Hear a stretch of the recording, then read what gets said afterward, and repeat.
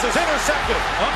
Deion Sanders is dancing. He's looking backwards from about the 40-yard line. Oh, is he going to do a number on the crowd here? Deion, hands down, the greatest cornerback of all time. This one kid was trying to point out, well, he didn't have this many interceptions or he didn't have this many takeaways. I said it's because they wouldn't throw to his side of the field. During the Snyder era, he was probably, if we had to put like the all Snyder era defensive team together, Deion probably would appear on that.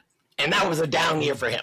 So, I'm just saying that he is legitimately a great player. But I think and also another thing, because we don't know what's going on behind the scenes, in the NFL, I'll give it to them. The NFL they run a tight ship for the most part. That's why they are the number one sport. I don't know what Deion has said to people behind closed doors or what is going on with the Sanders family to certain owners.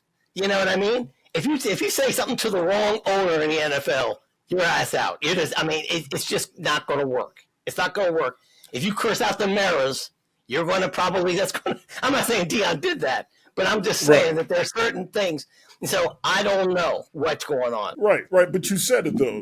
When you hear people talking about there were whispers before the draft.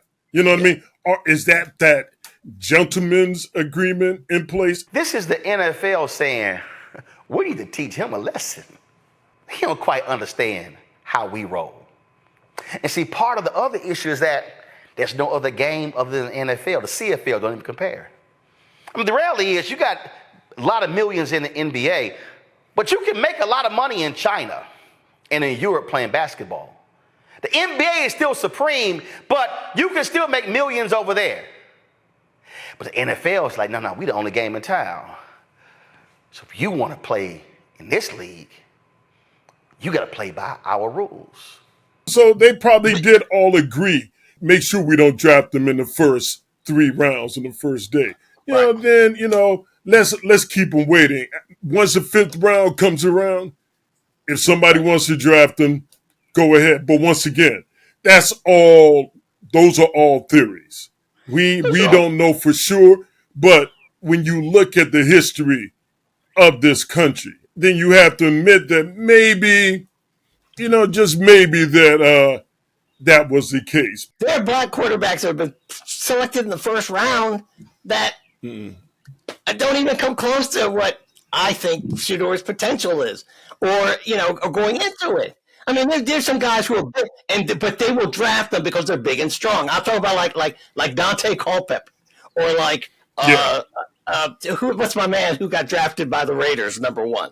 Jamarcus Russell. Jamarcus Russell. All those guys. They have no head. They'll draft those dudes. They'll take a flyer on them. But you're telling me you're not going to take a flyer on this guy because he's a little jazzy. Get out of here with that. And I heard somebody say, well, the NFL, they'll draft anybody. They'll pick anybody because if you got the talent, you can play quarterback. No, that ain't true. Because there was a whole bunch of teams desperately needed a quarterback who wouldn't touch Colin Kaepernick. But Colin Kaepernick crossed the line. Colin Kaepernick said what James Baldwin said. I am not your Negro. I need us to understand when we're having these conversations, not everything that we endure can be classified as racist. But I can guarantee you that racial dynamics were certainly at play when it came to Shedeur Sanders being drafted. That's the part that you're like, come on. And that's why all of these reasons people keep giving, you're sitting there like, stop bullshitting me. Don't give me the bullshit. You know that there's something foul as well. Maybe all the people, my friends and the associates, everybody that said, I was taking this personal, they talked about his arrogance and all that. For me, I just wanted them stop saying that for a second. Right. Listen to what I'm saying. Let's look at this beyond what you are being fed, because let's just look at the common sense on it. he was sacked more than any other QB. But yet last year he threw 37 touchdowns, the most in college football, with that offensive line. You don't think that scouts see this and they're like, if he can do that with that shitty offensive line, imagine what he can do for us. That's what I'm saying. I don't profess to be or claim to be somebody who's like, I don't break down players or look at film or any of that stuff. Yeah. But I can look and say, I did see Sam Darnold play in college. I saw Baker Mayfield play in college. Those dudes were no more impressive than shedeur Sanders. So what are we talking about? I mean, I just don't understand. I just don't understand it. I mean, there are some quarterbacks that are that were in college better than shedeur, but we're not talking about. At least all of them got. I'm talking about the ones who got drafted in the first round, and didn't pan out, or some of them are still in the league. But I just don't understand. Don't give me that excuse, because that's a poor excuse.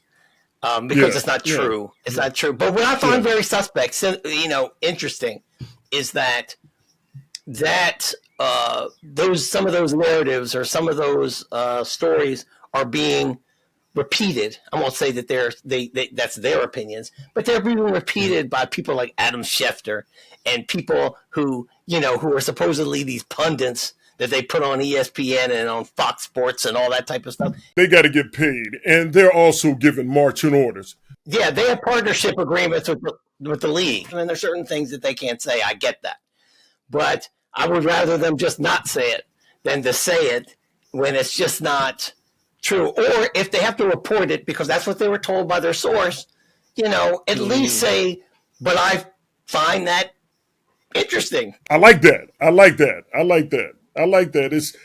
find that interesting, and this is why. That's a great way of putting it in there, because, I'm going to end with this on the shedeur thing. Yeah. What you're saying is everything that I can agree and totally understand. My biggest gripe with all this is that I just want people to actually have an open mind and listen beyond those pundits.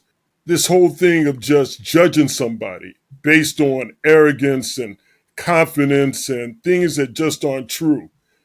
I want people to realize that, hey, man, you know what? Those are the type of things that, believe it or not, just really fuck with me as a black man. No, I absolutely. But where it bothers me is that it's like, again, it goes back to, like I said, to the white supremacy thing. It's like, why didn't you pick this highly skilled, intelligent athlete who has almost, has contributed to the winning of college football games at Division I level? Because he's arrogant. Oh, we can't touch that, brother. He's arrogant. That's an arrogant one. That's a bad one there. It's one of those things. That's one of those bad ones. You don't want one of them. And in 2025, I would like to believe, obviously I'm wrong, considering where we are today. That those things could be put to rest, but I guess we are where we are. Like I said, it was just something that I do take personal, and I'm glad I got a chance, to chat on that.